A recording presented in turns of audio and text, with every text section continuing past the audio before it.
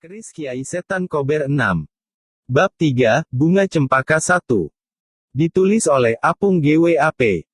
Sultan Trenggana yang sudah merasakan pijatan tangan Karebet, menjadi heran, kekuatan jari tangannya memang luar biasa, di umur yang masih muda Karebet sudah mempunyai kekuatan yang besar. Aji raga jati miliknya yang sudah matang tidak bisa dipatahkan, tetapi bisa disentuh oleh kekuatan Karebet, telah membuat dirinya kagum kepada Karebet. Karebet yang masih berusia muda sudah mampu menembus aji raga jati, cukup memuatnya heran, karena itulah maka Sultan Trenggana berkata, "Cukup Karebet, pijatanmu cukup terasa." "Mohon ampun Kanjeng Sultan," kata Karebet yang merasa Kanjeng Sultan Trenggana sangat memperhatikan dirinya.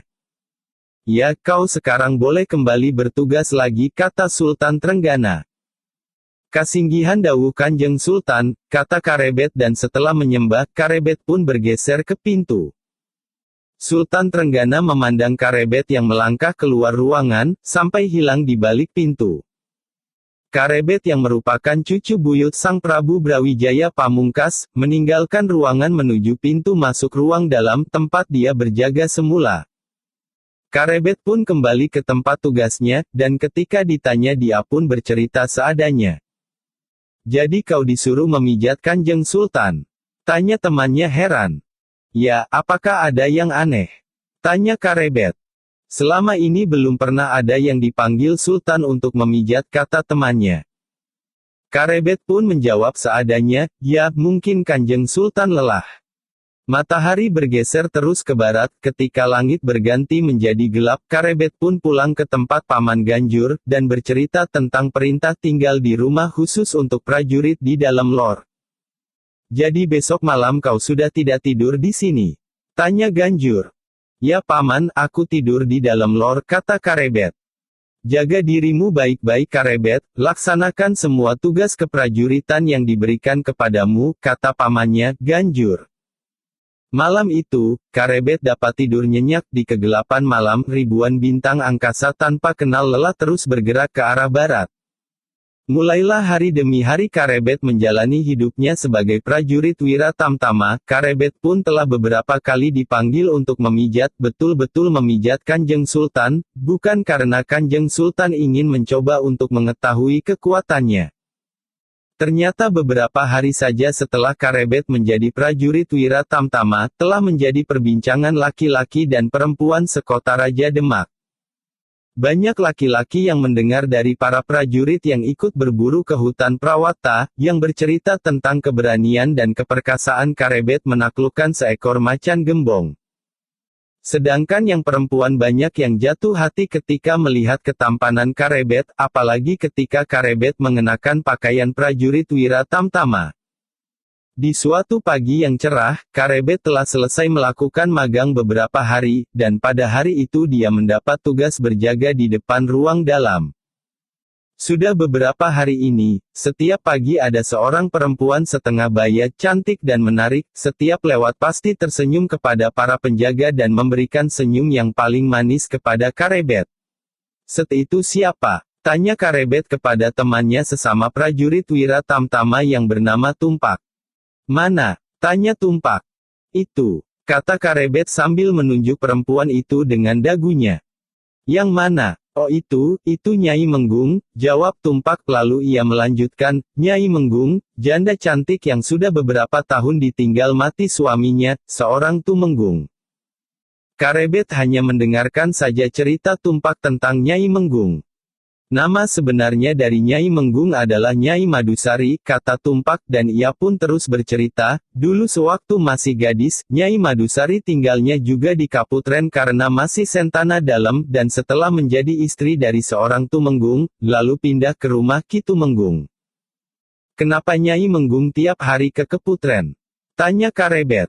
"Ya, karena Nyai Menggung mengajari putri Kanjeng Sultan yang menginjak dewasa, Sekar Kedaton Gusti Putri Mas Cempaka, mengajar ngadi busana dan ngadi salira." Karebet hanya mendengarkan saja semua cerita Tumpak, pikirannya sedang mengembara mencari satu nama, Sekar Kedaton Kasultanan Demak Gusti Putri Mas Cempaka. Siang harinya, ketika matahari sedikit condong ke barat, terlihat pintu kaputren sedikit terbuka, dan keluarlah wanita setengah baya yang masih cantik, Nyai Madusari. Langkah kaki dari Nyai Madusari perlahan-lahan menuju pintu gerbang, lambaian tangannya enak dipandang, seperti belarak sempal. Ketika lewat di depan Karebet, Nyai Madusari tersenyum manis kepada Karebet, dan terdengar suara merdu memanggil sebuah nama, Karebet. Karebet tersenyum, dan dilihatnya Nyai Madusari berjalan terus keluar dari pintu gerbang. Coba misalnya kalau aku setampan kau Karebet, Nyai Menggung pasti sudah menjadi istriku, kata Tumpak sambil tertawa. Karebet pun juga ikut tertawa ketika mendengar kata-kata dari Tumpak. Waktu berjalan terus beberapa hari kemudian, tidak jauh dari kota Raja Demak, di sebuah lapangan yang agak luas di tepi sungai, dua orang pemuda yang berada di punggung kuda terlihat sedang membicarakan sesuatu. Ki Lurah, kudamu digeser agak ke utara sedikit, jangan terlalu dekat dengan Gagak Rimang, kata seorang pemuda yang duduk di atas punggung kuda hitam yang gagah. Baik Raden, kata orang yang diajak bicara, Lurah Pasar Pon, sambil memajukan kudanya, lalu ia pun turun dari punggung kudanya, mendekati pemuda yang mengajaknya bicara. Raden Penangsang sudah mendengar apa yang dibicarakan orang-orang sekota Raja Demak, kata Lurah Pasar Pon. Membicarakan tentang apa? Tanya pemuda itu. Arya Penangsang, kemenakan Kanjeng Sultan Trenggana. Tentang keberanian seorang prajurit Wira Tamtama yang baru, kata Ki Lurah. Karebet, kata Arya Penangsang. Ya Raden, kekuatan tangan Karebet mampu memukul kepala seekor macan gembong hingga pingsan, kata Lurah Pasar Pon. Arya Penangsang menganggukkan kepalanya. Ya, Karebet mampu memukul kepala seekor macan gembong hingga pingsan, tangannya pasti kuat sekali. Ya, orang sekota Raja Demak mengaguminya, kata Lurah Pasar Pon. Ya, aku juga mendengar soal itu dari para prajurit Wira Tamtama, biar saja, malah bagus itu, seorang prajurit Wira Tamtama mempunyai ilmu yang tinggi, jawab Penangsang. Dulu Raden pernah membuat pangeram eram, memukul batu pada sebesar gudel hingga pecah berserakan, kata Lurah Pasar Pon. Arya Penangsang tidak menjawab, dilihatnya tangan kanannya yang mempunyai kekuatan yang dahsyat. Dengan lambaran aji panglebur jagat, sekali saja terkena tanganku, kepala seekor macan gembong pasti pecah, kata Arya Penangsang dalam hati. Raden, apakah Karebet mampu memukul kepala macan gembong hingga pecah berserakan, atau menghancurkan batu pada sebesar gudel? Tanya Ki Lurah Pasar Pon. Arya Penangsang tidak menjawab, tapi ada suatu keinginan untuk menakar ilmu kanuragan melawan Karebet. Kelihatannya aku dan Karebet perlu adu kerasnya tulang, lihatnya kulit, adu ilmu kanuragan Jaya Kawijayan guna kasantikan. Bagaimana pendapatmu Lurah Pasar, kalau aku tantang Karebet sekarang? Tanya Arya Penangsang. Raden, misalnya Raden suatu saat bisa bertanding ilmu kanuragan melawan Karebet, kalau Karebet kalah dan mati, seperti Sura Alap-Alap yang telah Raden bunuh, apakah Kanjeng Sultan tidak marah kepada Raden? Kata Lurah Pasar Pon. Arya Penangsang mengangguk-anggukan kepalanya, kemudian ia pun berkata, ya, Kanjeng Sultan pasti akan murka kalau aku tanpa alasan membunuh seorang prajurit Wira Tamtama. Kalau Raden Penangsang bertanding melawan Karebet yang cuma seorang prajurit Wira Tamtama, perbandingan kekuatannya tidak seimbang, Raden, kata Lurah Pasar Pon. Arya Penangsang menarik nafas dalam-dalam untuk menekan hasratnya yang menggelora. Ya, kalau aku menang tidak menjadi terkenal, kalau aku kalah hanya akan mendapat malu, kata Arya Penangsang yang telah kehilangan hasrat untuk bertanding melawan Karebet. Sebenarnya Penangsang memang segan dan takut kepada pamannya, Sultan Trenggana, di samping sebagai seorang sultan yang merupakan penguasa tunggal di Kasultanan Demak, ilmu kanuragan Kanjeng Sultan adalah sangat tinggi, hampir tak terukur, serta menguasai beberapa aji Jaya Kawijayan yang tak akan dapat dilawannya. Biar saja Karebet mampu mengalahkan seekor macan gembong, tidak apa-apa, itu bukan urusanku. Ayo, sekarang kita berlatih berpacu kuda. Ki Lurah, kau pacu kudamu lebih dulu, nanti aku kejar, kata Arya Penangsang. Ki Lurah segera naik ke atas punggung kudanya, dan memacu kudanya lari terlebih dulu. Beberapa saat kemudian Arya Penangsang di atas punggung Gagak Rimang memacu kudanya secepat tatit mengejar kuda di depannya. Pada saat yang bersamaan, di depan Kaputren dua orang prajurit Wira Tamtama sedang berjaga. Salah satu prajurit itu, Karebet, tidak menyadari bahwa dirinya sedang diperhatikan oleh dua pasang mata yang mengintip dari balik pintu Kaputren yang tertutup. Itu pemuda tampan yang bernama Karebet, Gusti Putri, kata salah seorang yang mengintip. Nyai Menggung, ternyata Karebet memang pemuda yang tampan, kata orang yang mengintip lainnya. Sekar Kedaton Kasultanan Demak Putri Kanjeng Sultan Trenggana, Gusti Putri Mas Cempaka.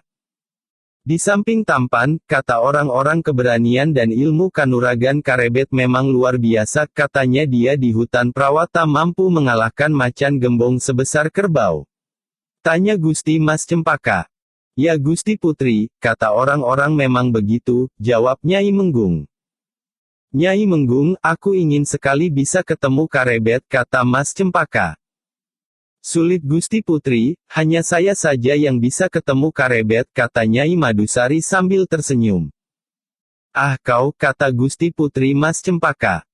Sore harinya, terlihat Karebet pulang dari berjaga di keraton. Setelah keluar dari pintu gerbang keraton, di jalan berpapasan dengan Nyai Menggung, dan seperti biasanya Nyai Menggung memberi senyum yang manis. Karebet panggil Nyai Menggung. Ya Nyai Menggung, jawab Karebet. Karebet, panggil nama saya, Nyai Madusari, kata Nyai Menggung. Ya Nyai Madusari, kata Karebet. Karebet, kau jangan bilang siapapun, Gusti Mas Cempaka ingin bertemu dengan kau, kata Nyai Menggung. Karebet terkejut, dia tak sempat menjawab karena Nyai Menggung sudah berjalan kembali. Malam harinya, Karebet sulit sekali memejamkan matanya, di angan-angannya hanya terbayang satu nama yang telah mengutarakan maksudnya ingin bertemu dengannya, Gusti Mas Cempaka, Sekar Kedaton Kasultanan Demak Putri Kanjeng Sultan Trenggana. Keesokan harinya, seperti biasa Karebet mendapat tugas berjaga. Kali ini Karebet bertugas berjaga di gedung pusaka ketika seorang prajurit Wira Tamtama menemuinya. Karebet, kata prajurit itu. Ya Tumpak, ada apa? Tanya Karebet. Kau dipanggil Tumenggung Gajah Birawa sekarang, di ruang Wira Tamtama, di sini sementara aku yang jaga, kata Tumpak. Baik, aku ke sana sekarang, kata Karebet dan ia pun berjalan menuju ruangan Wira Tamtama. Karebet berdiri di depan pintu, sesaat kemudian terdengar suara dari dalam, masuklah Karebet. Karebet masuk ke dalam ruangan, di sana sudah ada 4 orang, 2 diantaranya sudah dia kenal Tumenggung Gajah Birawa dan satunya lagi Lurah Wirya Sentika, sedangkan 2 orang lainnya, belum dikenalnya, tetapi terlihat dari pakaiannya adalah seorang Tumenggung dan seorang Rangga. Duduklah Karebet, kata Tumenggung Gajah Birawa. Setelah mengangguk hormat, Karebet pun duduk bersama mereka. Karebet, di sebelah saya adalah Ki Tumenggung Suranata dan Ki Rangga Pideksa, keduanya baru pulang dari bertugas di daerah Pati, kata Tumenggung Gajah Birawa. Hormat saya Ki Tumenggung dan Ki Rangga, kata Karebet. Kau keponakannya Ki Ganjur? Tanya Tumenggung Suranata. Ya Ki Tumenggung, mohon maaf saya pernah menumpang menginap beberapa hari di dalam Suranatan, kata Karebet. Ya, tidak apa-apa Karebet, kata Tumenggung Suranata. Karebet, kata Tumenggung Gajah Birawa, 3 hari lagi, Kanjeng Sultan Trenggana beserta Prameswari dan Putri Sekar Kedaton, Gusti Mas Cempaka, akan pergi Langen Suka ingin pesiar naik perahu ke pantai. Ya Ki Tumenggung, jawab Karebet. Silahkan Ki Tumenggung Suranata yang menjelaskan kepada Karebet. Kata Tumenggung Gajah Birawa. Karebet, kata Tumenggung Suranata, nanti yang akan ikut mengawal ke pantai ada beberapa orang, di antaranya adalah aku sendiri, Ki Rangga Pideksa Tumpak dan kau Karebet. Sebelum kau mengawal Kanjeng Sultan naik perahu, ada tugas penting yang harus kau laksanakan besok pagi, kata Tumenggung Suranata. Ya Ki Tumenggung, jawab Karebet. Besok pagi Ki Rangga Pideksa bersama kau dan Tumpak naik perahu sampai ke pantai, untuk memeriksa dan memastikan sungai yang akan dilewati Kanjeng Sultan dalam keadaan aman. Besok kau berangkat pagi hari, dan yang akan memimpin adalah Kirangga Pideksa, kata Tumenggung Suranata. Baik Ki Tumenggung, jawab Karebet. Ya, hanya itu saja, jangan lupa besok pagi berangkat bersama Kirangga Pideksa dan sekarang silahkan kembali bertugas menjaga gedung pusaka, kata Tumenggung Suranata. Karebet lalu mohon diri, dan berjalan kembali ke gedung pusaka untuk melanjutkan tugasnya di sana. Besok kita berangkat pagi hari, kata Karebet kepada Tumpak. Matahari terus bergerak ke arah barat tanpa mengenal lelah. Ketika Karebet sedang dalam perjalanan pulang dari bertugas, tidak jauh dari pintu gerbang, dia bertemu dengan Nyai Menggung. Bagaimana Karebet, apa jawabanmu? Tanya Nyai Menggung. Nyai Madusari, 3 hari lagi, saya diperintahkan ikut mengawal di perahu Kanjeng Sultan, nanti Gusti Putri akan bertemu dengan saya di sana, sedangkan besok pagi saya akan ke pantai, memeriksa tempat yang akan dikunjungi Kanjeng Sultan, kata Karebet. Baik, besok saya sampaikan ke Gusti Putri, kata Nyai Menggung. Terima kasih Nyai, kata Jaka Tingkir. Karebet, saya kemarin panen pisang raja, sudah matang, enak dan manis, nanti kau mau datang ke rumahku Cah Bagus. Kata Nyai Madusari sambil tersenyum manis. Nyai Madusari, setelah ini, saya harus mempersiapkan keperluan untuk perjalanan ke pantai bersama Kirangga Pideksa besok pagi, jawab Jaka Tingkir. Besok kau akan berangkat pagi-pagi sekali Karebet? Tanya Nyai Menggung. Ya Nyai Madusari, saya berangkat dari dalam Suranatan setelah fajar, jawab Karebet. Ya sudah, tidak apa-apa Karebet, tetapi lain kali kau harus datang ke rumahku Cah Bagus, kata Nyai Madusari pun dan ia pun segera berlalu dari pandangan Karebet. Keesokan harinya, matahari di langit sebelah timur belum begitu tinggi, sinarnya menghangati bumi kota Raja Demak ketika 3 orang laki-laki berpakaian petani keluar dari pintu gerbang keraton. 2 orang prajurit Wira Tamtama beserta seorang perwira berpangkat Rangga tanpa mengenakan pakaian keprajuritan, berjalan ke arah timur, mereka terus berjalan menuju Sungai Tuntang, yang terletak di sebelah timur kota Raja Demak. Di tangan Karebet tergenggam sebuah bungkusan yang berisi 3 buah pedang pendek dan sedikit bekal untuk makan dan minum. Belum lama mereka berjalan, di hadapan mereka terlihat seorang gadis tanggung, seorang perawan kencur, di tangannya tergantung sesisir pisang raja. Gadis itu menghampiri Karebet dan memanggilnya, Kakang Karebet. Karebet berhenti dan bertanya, siapa namamu Nduk Cah Ayu? Menur, jawab anak perempuan itu, lalu pisang raja yang dibawanya, diberikan kepada Karebet. Setelah memberikan pisang, Menur pun lari menjauh, Karebet lalu memasukkan pisang itu ke dalam bungkusan yang dibawanya. Siapa dia? Tanya Karebet seakan kepada diri sendiri. Menur, gadis yang cantik, secantik ibunya, Nyai Madusari, jawab Kirangga sambil tertawa, diikuti oleh tawa Tumpak. Ternyata Kirangga pun suka bercanda. Karebet pun akhirnya tertawa juga. Dulu sewaktu aku masih muda, Nyai Madusari tidak mau kujadikan istri, aku kalah bersaing, dikalahkan oleh Ki Tumenggung, kata Kirangga sambil tertawa, dan mereka bertiga pun tertawa lepas. Ketiganya berjalan terus, sebentar lagi mereka akan sampai di Sungai Tuntang.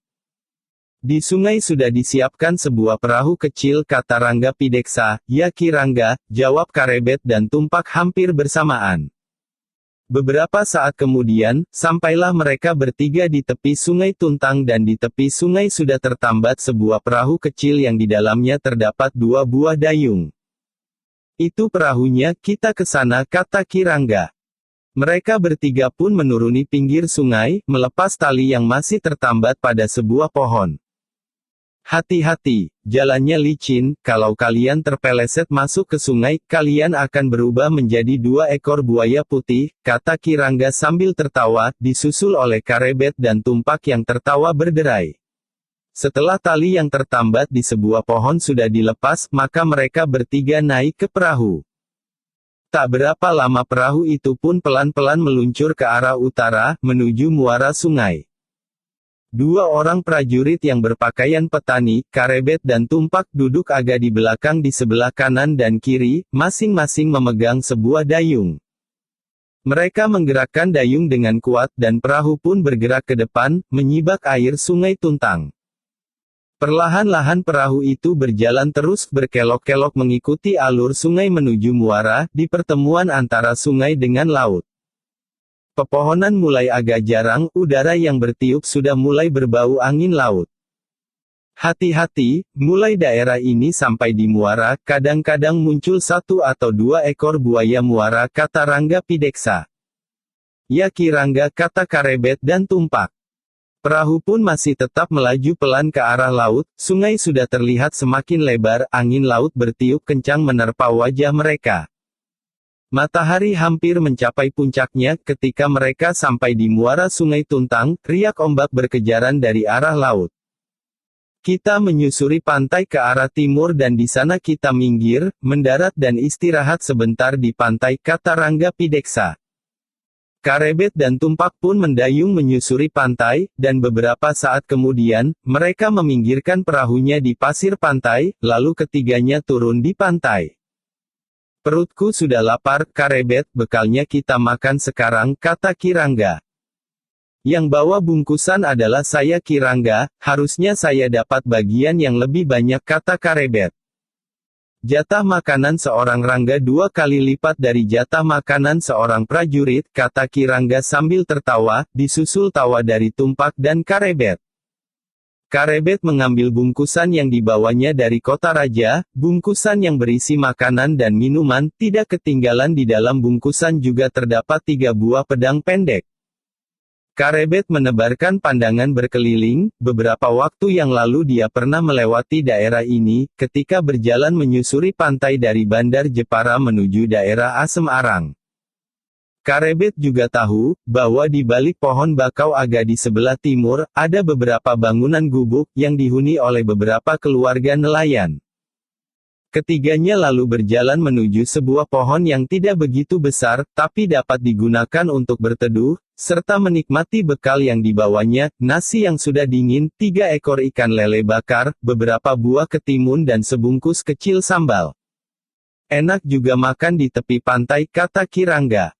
Ikan lelenya ini ukurannya agak besar, kata Karebet. Tumpak, kenapa ikan lelemu kau cabuti kumisnya, tanya Rangga Pideksa. Ya Ki Rangga, aku tidak senang dengan kumis ikan lele, sebab dulu istriku mau dijadikan istri oleh orang yang berkumis seperti kumis ikan lele, aku hanya membayangkan yang aku cabuti adalah kumis orang itu, jawab Tumpak lalu terdengar 3 orang itu tertawa berderai. Makan secukupnya saja, jangan terlalu banyak, kata Rangga Pideksa.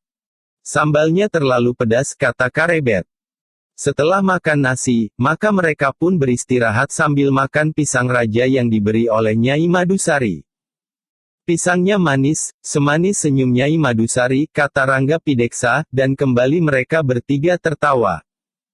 Sering-sering saja kau dapat pisang, Karebet, biar perutku kenyang, kata Tumpak, dan suara tawa mereka bertiga pun terdengar panjang. Enak kalau jadi suami Nyai Madusari, rumah warisan Ki Tumenggung besar sekali, kata Tumpak, dan terdengar lagi mereka tertawa. Kalau jadi suami Nyai Madusari, kita tidak perlu punya modal apapun juga, kata Ki Rangga sambil tertawa, disusul suara tertawa Tumpak dan Karebet. Tetapi suara tertawa Karebet yang berkepanjangan tiba-tiba berhenti, cep-klakep seperti orang-orang kena injak, sehingga suara tertawa Ki Rangga dan Tumpak pun juga ikut berhenti. Ada apa? Tanya Rangga Pideksa. Suara titir, jawab Karebet dan ia pun segera berdiri dan berkata, dari arah timur. Rangga Pideksa berdiri dan menegakkan kepalanya, lamat-lamat ia mendengar suara kentongan yang dipukul dengan irama cepat, yaitu suara titir. Tumpak segera berdiri, dia berusaha menelan pisang yang masih berada di dalam mulutnya. Karebet segera meraih 3 buah pedang pendek yang berada di dalam bungkusan dan yang 2 buah diberikannya kepada Rangga Pideksa dan Tumpak. Mari kita ke sana, mumpung belum terlambat, kata Rangga Pideksa dan Ki Rangga pun mendahului lari ke arah timur, diikuti oleh Karebet dan Tumpak. Dengan cepat mereka bertiga berlari. Karebet menduga, suara kentongan yang dipukul dengan irama titir berasal dari beberapa rumah di balik pohon bakau. Beberapa saat setelah mereka berlari, agak jauh di depan terlihat dua orang sedang memanggul sesuatu di pundaknya, sedang berlari ke arah pantai. Itu orangnya, dua orang perampok. Mereka tidak akan bisa kita kejar, jaraknya terlalu jauh, kata Kirangga. Kita cegat mereka di sebelah pohon bakau, kata Karebet, dan ia pun langsung melompat dan lari berbelok ke arah pohon bakau diikuti oleh Kirangga dan Tumpak. Karebet berlari memotong jalan, melompati beberapa genangan air laut. Setelah melewati dua gerumbul pohon bakau, maka dia telah berada di depan dua orang yang dikejarnya. Kedua orang yang sedang berlari menuju pantai menjadi terkejut. Ketika di depannya, dari balik sebuah pohon bakau, muncul seorang pemuda yang melompat menghadang, kemudian diikuti oleh dua orang lainnya. Kedua orang itu lalu meletakkan benda yang dipanggulnya yang ternyata adalah dua orang perempuan yang telah pingsan. Melihat ada tiga orang yang menghadang di depannya, salah seorang dari mereka tertawa berkepanjangan. Ternyata kau Rangga Pideksa, hari ini kita bertemu lagi. Dulu kau bisa lolos dari tanganku karena kau dibantu prajurit segelar sepapan, sekarang kau tidak akan bisa lari lagi, kau akan mati di sini, kata salah seorang dari mereka sambil tertawa senang. Kelabang Ireng dan kau Kelabang Ijo, kalian dua orang perampok kakak beradik, di sini kau culik dua orang perempuan, di sini pula akhir dari petualanganmu, menyerahlah supaya aku tidak membunuhmu, kata Rangga Pideksa. Kakang Ireng, kita bunuh mereka bertiga, karena berani mengganggu kesenangan kita, kata Kelabang Ijo. Baik, Adi Ijo, kau layani yang seorang, sedangkan Rangga Pideksa dan satu temannya lagi biar menjadi bagianku, akan kubunuh mereka berdua, kata Kelabang Ireng. Karebet dan Tumpak, kata Kirangga, dua orang itu, Kelabang Ireng dan Kelabang Ijo adalah dua orang perampok kakak beradik yang sering merampok di sekitar Bandar Jepara. Dulu dia bisa melarikan diri, tetapi sekarang dia akan mati di sini. Ayo Rangga Pideksa, majulah kalian berdua, keroyoklah aku, kata Kelabang Ireng. Tumpak, kau bantu Kirangga, biar aku sendiri yang melawan Kelabang Ijo, kata Karebet. Hati-hati Karebet, kata Kirangga. Karebet yang belum mengetahui tingkat kemampuan lawannya, tidak berani bertindak tergesa-gesa, segera dibangunnya kekuatan aji lembu sekilan untuk membentengi dirinya. Kalian bertiga, bersiaplah untuk mati di sini, kata Kelabang Ireng. Kirangga mengetahui betapa ganas dan berbahaya sepak terjang Kelabang Ireng, sehingga Kirangga segera mencabut pedang pendeknya, diikuti oleh Tumpak dan Karebet.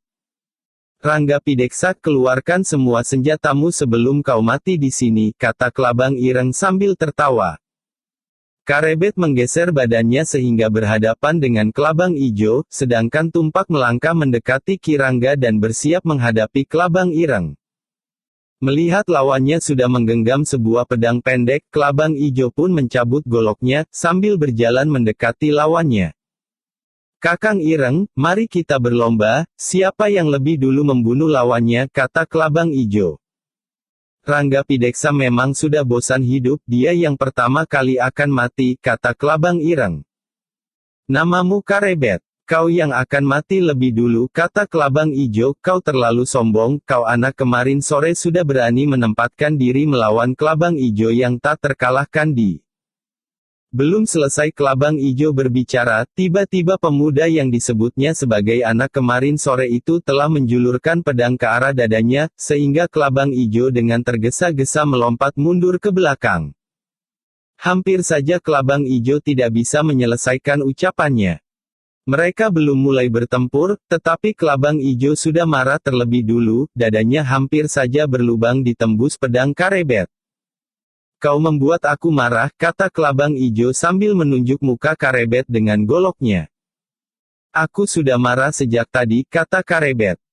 Kau memang ingin mati di sini, kata Kelabang Ijo dan tanpa menunggu jawaban, Kelabang Ijo pun mengayunkan goloknya menyerang Karebet. Karebet mundur selangkah untuk menghindari ayunan golok Kelabang Ijo, tetapi Kelabang Ijo masih menyerangnya dengan sebuah tusukan lurus ke depan. Kali ini Karebet tidak menghindar, tetapi memukul golok kelabang ijo ke samping dengan menggunakan pedang pendeknya. Terdengar suara beradunya dua buah senjata, dan sekilas terlihat loncatan bunga api. Kelabang ijo berputar mengikuti arah pukulan lawan, dan dengan sigap ia pun mundur dua langkah, dan bersiap untuk menyerang kembali. Belum sempat kelabang ijo menyerang, Karebet telah menyerangnya lebih dulu dengan ayunan menyilang, dan kelabang ijo pun melayaninya dengan menggerakkan goloknya membentur pedang Karebet. Keduanya telah terlibat perkelahian yang sengit. Pengalaman kelabang ijo yang bertahun-tahun menjadi perampok tak terkalahkan, menjadikan tingkah lakunya sangat ganas, ingin cepat-cepat mengalahkan lawannya yang umurnya masih sangat muda. Kelabang Ireng masih melihat bagaimana adiknya bertempur, dan ia pun mengangguk-anggukan kepalanya, melihat adiknya mendesak lawannya mundur. Kau lihat Rangga Pideksa, sebentar lagi temanmu pasti mati dibunuh oleh adikku, Kelabang Ijo. Ayo Rangga Pideksa, mari kita mulai, katanya sambil mencabut golok di pinggangnya, dan tanpa menunggu jawaban, Kelabang Ireng melompat ke depan, dan goloknya terayun dengan tebasan menyilang ke arah Rangga Pideksa. Rangga Pideksa melompat mundur, Kelabang Ireng menjulurkan goloknya mengejar, tetapi terpaksa serangannya ditarik kembali karena sebuah pedang pendek yang lain terjulur ke arah perutnya. Kelabang Ireng cepat menarik goloknya, dan digunakan untuk memukul pedang yang terjulur ke arah perutnya. Sesaat kemudian terjadi benturan antara golok Kelabang Ireng dengan pedang pendek milik Tumpak. Tumpak terkejut sekali ketika pedang pendeknya terbentur golok Kelabang Ireng, tangannya bergetar dan terasa sakit, hampir saja pedangnya terlepas dari genggaman tangannya. Tumpak mundur selangkah, dilihatnya Rangga Pideksa kembali menyerang Kelabang Ireng dengan cepatnya. Terjadilah dua lingkaran perkelahian, Karebet melawan Kelabang Ijo, dan perkelahian Rangga Pideksa bersama Tumpak melawan Kelabang Ireng. Kelabang Ireng terlihat masih bisa tertawa, meskipun harus menghadapi dua orang lawannya, sedangkan Kelabang Ijo hatinya berdebar kencang menghadapi kekuatan dan ketangkasan Karebet. Perkelahian telah berlangsung beberapa saat, silih ungki Singalena saling menyerang dengan seluruh kemampuan untuk mengalahkan lawannya, pedang dan golok saling berkejaran dan berbenturan sehingga beberapa kali terlihat loncatan bunga api. Karebet melihat sesuatu yang mengkhawatirkan pada perkelahian Kirangga bersama Tumpak melawan Kelabang Ireng. Terlihat perkelahian yang berat sebelah, meskipun Kirangga dan Tumpak sudah mengeluarkan segala kemampuannya, tapi lawannya, Kelabang Ireng masih bisa melayani mereka berdua sambil tertawa keras. Karebet harus mengambil sebuah keputusan yang cepat, dia harus mengalahkan Kelabang Ijo terlebih dulu, sebelum perlawanan Kirangga dan Tumpak semakin lemah. Mulailah Karebet berpacu dengan waktu, dia pun menyerang Kelabang Ijo dengan cepat dan kuat seperti berputarnya angin lesus. Tangannya yang hanya dua buah, digerakkan dengan lambaran ilmu Trisula Manik menyerang ke arah Kelabang Ijo. Kelabang Ijo terkejut melihat perubahan gerak lawannya, tangannya berubah seakan-akan menjadi tiga buah, pedang pendeknya berubah-ubah dari tangan kanan, tiba-tiba sudah berada di tangan kiri. Kelabang Ijo sama sekali tidak mempunyai kesempatan untuk menyerang, yang bisa dilakukannya adalah bergerak mundur berputar-putar, bertahan sekuat tenaga berusaha menghindar dari serangan pedang pendek lawannya yang dilambari ilmu Trisula Manik. Pada saat yang bersamaan, Kelabang Ireng berniat untuk mengakhiri perkelahian, goloknya diputar seperti baling-baling, dan ketika datang serangan pedang pendek dari Tumpak dibenturkan pedang lawannya dengan golok yang diputarnya dengan kekuatan penuh, dan tanpa dicegah, pedang Tumpak pun terlempar jatuh ke tanah. Telapak tangan Tumpak terasa sakit, dia melompat mundur dua langkah, Rangga Pideksa pun segera bergeser mendekati Tumpak sambil mengacungkan pedangnya. Kelabang Ireng tertawa, ia pun segera bersiap untuk membunuh kedua lawannya. Perkelahian Karebet melawan Kelabang Ijo sudah sampai pada saat yang menentukan. Karebet dalam puncak ilmu Trisula Manik berhasil memutar pedang pendeknya menempel pada golok lawannya, dan dengan satu hentakan keras ke samping, golok Kelabang Ijo terlempar jatuh ke tanah. Kelabang Ijo melompat mundur, tetapi Karebet tidak melepaskannya. Dengan satu lompatan panjang, pedangnya terjulur mengejar ke dada lawannya. Di perkelahian lainnya, setelah berhasil menjatuhkan pedang dari salah satu lawannya, Klabang Ireng menyerang Ranggapideksa dengan ayunan goloknya. Ki Rangga pun menangkis dengan pedang pendeknya dan terjadilah satu benturan keras. Akibatnya pedang Ranggapideksa hampir saja terlepas, dan ketika Klabang Ireng bersiap akan menyerang kembali, ia terkejut ketika mendengar suara adiknya berteriak nyaring, "Kakang Ireng!" Klabang Ireng menoleh dan ia pun terkejut, dilihatnya pedang karebet mengancam dada adiknya, dan dibuatnya sebuah keputusan yang cepat. Dibatalkannya niat untuk membunuh Ranggapideksa. Dengan cepat tangannya meraba ikat pinggangnya, sekejap kemudian meluncurlah dua buah pisau belati mengarah tepat ke punggung karebet. Wajah Klabang Ijo pucat pasi, pedangnya telah terlempar, dan kini ia tanpa senjata menghadapi karebet, anak kemarin sore yang masih memegang pedang pendeknya. Klabang Ijo mundur selangkah, menghindari tusukan pedang pendek lawannya. Karebet yang mempunyai panggrahita yang tajam, merasa ada senjata tajam yang menyerang punggungnya. Menghadapi serangan yang mengarah ke punggungnya, karebet berpikir cepat dan mengambil sebuah keputusan yang tepat. Karebet tidak menghiraukan serangan yang mengarah ke punggungnya. Dengan suatu lompatan panjang, pedangnya yang disabetkan secara menyilang, berhasil menggores dada Klabang Ijo. Sebuah goresan menyilang yang dalam, telah mengakibatkan Klabang Ijo berteriak nyaring, karena merasa dadanya terbelah. Tubuh Klabang Ijo terdorong selangkah ke belakang, lalu dengan keras jatuh terbanting ke tanah. Klabang Ijo, salah satu dari dua perampok bersaudara yang tak terkalahkan di sekitar Bandar Jepara, kini telah jatuh dan terbaring diam, mati di tangan seorang prajurit Wira Tamtama yang berpakaian petani, karebet. Teriakan Klabang Ijo bersamaan dengan runtuhnya dua buah pisau belati yang dilempar ke punggung karebet oleh Klabang Ireng. Dua buah pisau belati runtuh ke tanah, hanya berjarak sekilan dari punggung karebet. Klabang Ireng sangat terkejut mendengar teriakan kesakitan adiknya. Dengan tergesa-gesa ia tinggalkan kedua lawannya, Ranggapideksa dan Tumpak yang telah kehilangan pedangnya, dan dengan dua lompatan panjang, ia telah berdiri di depan karebet yang masih memegang pedang pendek berlumuran darah adiknya. "Kau bunuh adikku," kata Klabang Ireng gemetar. "Ya," kata karebet. "Hutang nyawa bayar nyawa, hutang pati bayar pati," kata Klabang Ireng. "Cobalah kalau kau mampu," kata karebet. Klabang Ireng yang marah karena kehilangan adiknya, tidak mau menunggu lama, goloknya digerakkan menebas ke samping menyerang ke arah lawannya, sehingga karebet terpaksa mundur dua langkah. Ketika Klabang Ireng merubah tebasan ke samping menjadi tusukan lalu berubah lagi menjadi tebasan menyilang, maka karebet pun membenturkan pedang pendeknya ke golok lawannya, dan terjadilah benturan keras dan tangan keduanya menjadi bergetar. Karebet tidak mau diserang terus-menerus, maka tangannya pun bergerak dengan cepat, menyerang silih berganti, berputar mengelilingi Klabang Ireng. Sementara itu, Tumpak telah mengambil kembali pedangnya yang lepas ketika bertempur melawan Klabang Ireng, dan bersama Ki Ranggapideksa mereka melihat Klabang Ireng yang marah karena adiknya terbunuh, sedang bertahan atas serangan gencar dari karebet yang menggunakan ilmu Trisula Manik. Karebet bergerak memutar setengah lingkaran, menyerang Klabang Ireng dari sebelah kiri, dan pedang pendeknya terjulur tepat ke arah dada. Klabang Ireng tidak mau dadanya berlubang, cepat ia menangkis dengan goloknya, dan itu yang sebetulnya ditunggu oleh karebet. Ketika golok Klabang Ireng menangkis pedang pendeknya, maka dengan sekuat tenaga karebet memutar pedang pendeknya, sehingga golok Klabang Ireng ikut berputar, dan dengan satu hentakan keras ke samping, maka terlepaslah golok Klabang Ireng dari tangannya. Melihat goloknya terlepas, Klabang Ireng melompat mundur dua langkah, tangannya bergerak meraba ikat pinggangnya, sekejap kemudian di tangannya telah tergenggam sebuah cemeti panjang, sebuah cemeti pusaka warisan dari nenek moyangnya.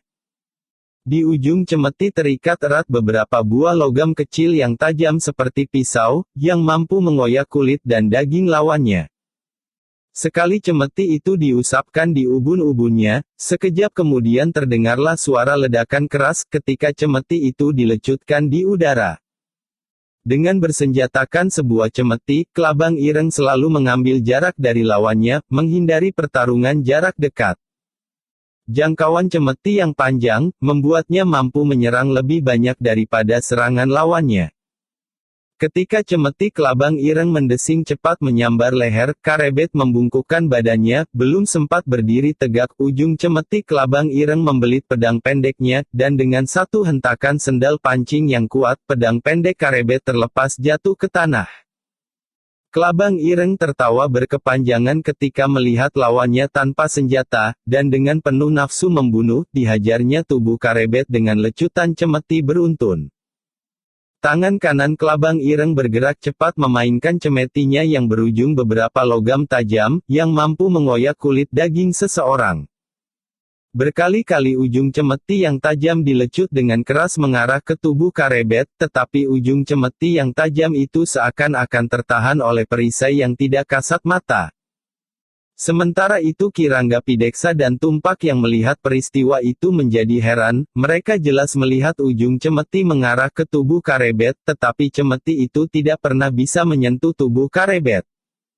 Gempuran cemeti yang berujung tajam dari kelabang ireng seakan tertahan oleh sesuatu yang tidak terlihat, hanya berjarak sekilan dari tubuh Karebet. Tak lama kemudian, setelah bertempur beberapa saat, maka Karebet pun berniat ingin mengakhiri perlawanan kelabang ireng. Dengan cepat dihimpunnya kekuatan Aji Hastadahana dan dipusatkan di tangan kanannya. Aji Hastadahana, sebuah aji tangan api, yang didapat dari menghimpun panas kawah Gunung Merapi, dan di tangan Karebet Aji Hastadahana mampu membakar dan menghanguskan batang pohon sebesar sepelukan orang. Karebet tidak menghiraukan ketika ujung cemeti menyerangnya, bukannya menghindari serangan cemeti lawan, tetapi Karebet malah melompat maju menyongsong hantaman cemeti kelabang ireng. Ketika kelabang ireng melihat Karebet maju, maka ia pun melompat mundur untuk mengambil jarak, lalu dengan keras dilecutkan cemetinya di atas kepala lawannya. Terdengar sebuah ledakan keras di udara, lalu ujung cemeti menyambar cepat ke arah dada Karebet. Sekali lagi Karebet melompat maju 2 langkah, dan dengan cepat tangan kirinya menangkap cemeti, bukan pada ujung cemeti, tetapi hampir di pangkal cemeti, hanya berjarak sedepa dari pangkal cemeti. Dengan kekuatan penuh, tangan kiri Karebet menarik cemeti ke arah dirinya, tetapi kelabang ireng tidak mau kehilangan cemeti pusaka warisan leluhurnya, dia mempertahankan cemeti itu sekuat tenaganya, jangan sampai cemeti pusakanya itu jatuh ke tangan lawannya. Tangannya masih menggenggam cemeti dengan kuatnya, sehingga badan kelabang ireng tersentak maju ke depan, dan semuanya itu sudah diperhitungkan oleh Karebet. Semua terjadi dalam waktu sekejap. Ketika badan kelabang ireng tersentak maju selangkah ke depan, maka dengan cepat Karebet melompat ke depan menyongsong tubuh lawannya, tangan kanannya digunakan untuk menyentuh wajah kelabang ireng, serta 2 jari tangannya menyerang ke arah ke mata. Kelabang ireng terkejut, dia tidak mau kehilangan 2 buah bola matanya, maka serangan 2 jari tangan itu ditangkisnya. Tangan kanan kelabang ireng masih memegang dengan erat cemeti pusakanya, maka tidak ada jalan lain, kelabang ireng terpaksa menangkis tangan kanan Karebet dengan tangan kirinya. Tetapi kelabang ireng terkejut bukan buatan, tangan kirinya yang sudah terlanjur diangkat ke atas untuk menangkis serangan Karebet menemui tempat kosong, ternyata Karebet telah menyerang dengan sebuah gerak tipuan. Sebelum tangan Karebet menyentuh tangan kelabang ireng, dengan cepat Karebet merubah serangan tangannya ke bawah, bukan lagi berupa sebuah serangan 2 jari ke arah mata, tetapi berupa serangan telapak tangan kanan yang menyerang ke arah dada. Telapak tangan yang dilambari Aji Hastadahana, menghantam tepat di dada kelabang ireng. Kelabang ireng merasa, dadanya terasa seperti tertimpa kawah Gunung Merapi, panas sekali, hanya sekejap, setelah itu dia tidak pernah merasakan rasa sakit lagi. Bersambung. Keris Kiai Setan Kober 6. Bab 3, Bunga Cempaka 1. Ditulis oleh Apung GWAP. Sultan Trenggana yang sudah merasakan pijatan tangan Karebet, menjadi heran, kekuatan jari tangannya memang luar biasa, di umur yang masih muda, Karebet sudah